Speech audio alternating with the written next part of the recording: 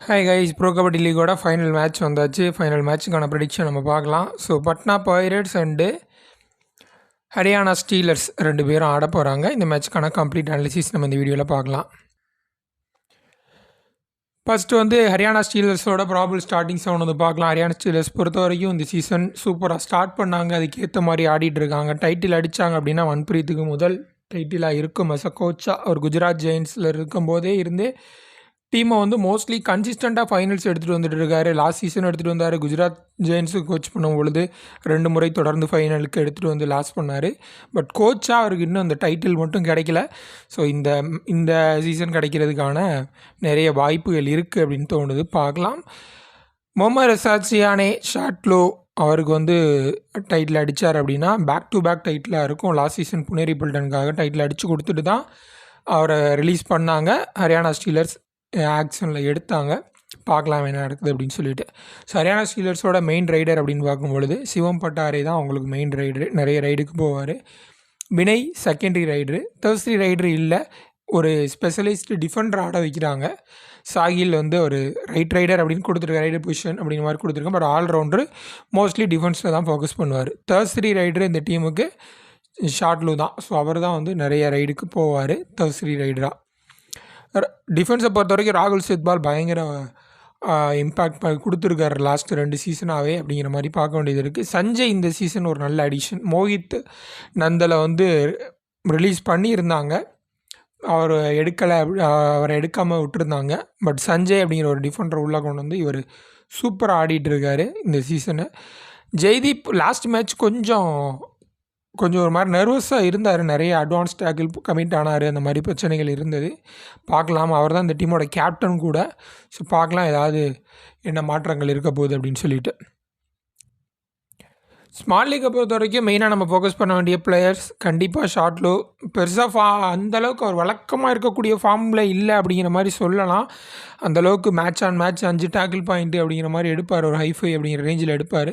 But இப்போ அந்தளவுக்கு ஃபார்மில் இல்லாத மாதிரி இருக்குது. சிவம் பட்டாரே நல்ல ஒரு ரைடிங்கில் நல்ல ஹோப் கொடுக்குறாரு. அண்ட் ராகுல் சித்பால், இந்த 3 பேரும் ஸ்மால் லீக்கில் கட்டாயம் நீங்கள் ஃபோக்கஸ் பண்ணலாம். பட்னா பைரேட்ஸை பொறுத்த வரைக்கும் அவங்களும் டைட்டில் அடித்து ரொம்ப நாள் ஆகுது.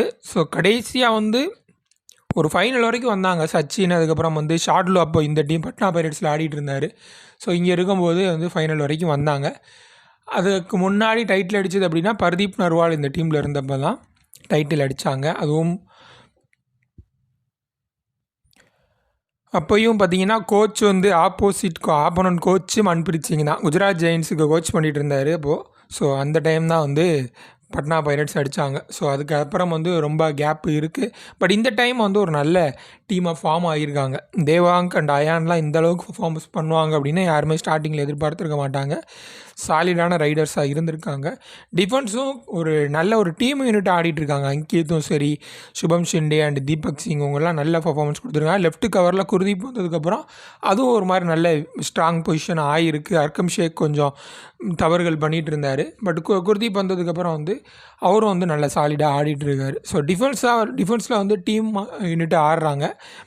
அஃபென்ஸை பொறுத்த வரைக்கும் ரைடர்ஸை பொறுத்த வரைக்கும் தேவாங்க் அண்ட் அயான் நல்ல பர்ஃபார்மன்ஸ் கொடுக்குறாங்க. ஒரே ஒரு ப்ராப்ளம் என்ன அப்படின்னா தேவாங்க் கொஞ்சம் அவசரப்பட்டு ஆடுறது, கொஞ்சம் நிறைய முறை வந்து ரைடுக்கு அந்த மாதிரிலாம் அவரே போவார் பெருசாக. அந்த மாதிரி சுச்சுவேஷன்ஸில் மாட்டிக்கிறாங்க. அந்த சுச்சுவேஷனை ஹேண்டில் பண்ணாங்கன்னா நல்லா பர்ஃபார்ம் பண்ணுறதுக்கு வாய்ப்புகள் இருக்குது. ஸோ ஃபேண்டசி பாயிண்டாக பொறுத்த வரைக்கும் சேஃப் பிக் அப்படின்னு பார்க்கும்பொழுது தேவாங்க், அங்கித், தீபக் இந்த 3 பேரும் வந்து ஒரு இம்பார்ட்டன்ட் பிக்காக இருப்பாங்க. கிராண்ட் லீக்கில் நீங்கள் பார்க்கும்பொழுது அயான் வந்து கடந்த ஒரு 2 மேட்ச், குறிப்பாக முக்கியமான மேட்சஸ் யூமோபாக் அகேன்ஸ்டாக எலிமினேட்டர்லேயும் சரி அண்ட் அடுத்த செமிஃபைனல் மேட்ச்லேயும் சரி நல்ல பர்ஃபார்மன்ஸ் கொடுத்துருந்தாங்க. ஸோ இந்த அயான் வந்து தேவாங்க் வந்து அந்தளவுக்கு பர்ஃபார்மன்ஸ் இல்லை. பட் அயான்ட்ட இருந்து நல்ல பர்ஃபார்மன்ஸ் வந்துருந்துச்சு. ஸோ இந்த மேட்சும் அது வர்றதுக்கு நிறைய வாய்ப்புகள் இருக்குது. அண்ட் இந்த சீசன் ஃபுல்லாகவே ஹரியானா ஸ்டீலர்ஸ் லெஃப்ட் ரைடர்ஸுக்கு அகெயின்ஸ்டாக கொஞ்சம் சுமாராக தான் ஆடிருக்காங்க. அஜித் சௌஹான் நல்லா பர்ஃபார்ம் பண்ணியிருக்காரு. விஜய் மாலிக் ஒரு மேட்ச் நல்லா பர்ஃபார்ம் பண்ணார். இந்த மாதிரி லெஃப்ட் ரைடர்ஸ் நல்லா பர்ஃபார்ம் பண்ணியிருக்காங்க. இன்ஃபேக்ட் குமான் சிங்கெல்லாம் கூட நல்ல பர்ஃபார்மன்ஸ் கொடுத்துருக்காரு. ஸோ அது மட்டும் கொஞ்சம் பார்த்துக்கோங்க. மற்றபடி வேறு எந்த இதுவும் கிடையாது. அண்டு குர்தீப் இவரையும் வந்து நீங்கள் கிராண்ட் லீக்கில் வைங்க, ஒரு நல்ல ஆப்ஷனாக இருப்பார். ஃபைனல் டீம் பார்க்குறதுக்கு முன்னாடி விஷன் 11 அண்ட் குபேரா ஃபேண்டசி இந்த 2 ஆப் நீங்கள் இது வரைக்கும் ட்ரை பண்ணி பாருங்கள். விஷன் 11 உங்களுக்கு நான் முன்னாடி சொன்ன மாதிரி நிறைய இந்த லீடர் போர்டு எக்ஸ்ட்ரா ப்ரைஸ் இதெல்லாம் கொடுப்பாங்க. நீங்கள் வின் பண்ணுற amount plus extra prize win பண்ணுறதுக்கான வாய்ப்புகள் இருக்குது. அண்டு குபேரா ஃபேண்டசி பொறுத்த வரைக்கும் டியோ ஆப்ஷன் அப்படிங்கிற ஒரு ஆப்ஷனில் வந்து நீங்கள் வெறும் ஒரு பிளேயர் மட்டும் எடுத்து விளையாட முடியும். இந்த 2 ஆப் டவுன்லோட் பண்ணுறதுக்கான லிங்க் வந்து இந்த வீடியோக்கு டிஸ்கிரிப்ஷனில் கொடுக்குறேன். ரெஃபர் கோடு கொடுக்குறேன். ஒரு ஃபஸ்ட்டு நீங்கள் இப்போ தான் ரிஜிஸ்டர் பண்ணி ஆட போகிறீங்க அப்படின்னா அந்த ரெஃபர் கோடை கொடுத்து விளாண்டிங்க அப்படின்னா உங்களுக்கு போனஸ் ஆஃபர்ஸ் இந்த மாதிரியான எக்ஸ்ட்ரா கேஷ் ஆஃபர்ஸும் கிடைக்கும். And final small league team தான் என்னுடைய டீமு. இதில் வந்து கேப்டன் ஷியானே, அதுக்கப்புறம் வைஸ் கேப்டன் தேவாங் அப்படிங்கிற மாதிரி ஒரு மாதிரி சேஃபர் சைடாக தான் போயிருக்கேன். பட் நீங்கள் மாற்றம் ஏதாவது பண்ணுறதா இருந்தால் மாற்றம் பண்ணிக்கோங்க.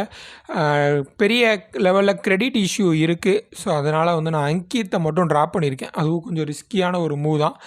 அங்கீத்தை ட்ராப் பண்ணிவிட்டு நான் வந்து அங்கீத்தா இல்லை தீபக் சிங்கா அப்படிங்கிறத நீங்கள் டிசைட் பண்ணிக்கோங்க. அது என்ன அப்படிங்கிற ஃபைனல் காலும் நான் உங்களுக்கு சொல்கிறேன் டெலிகிராம் சேனலில்.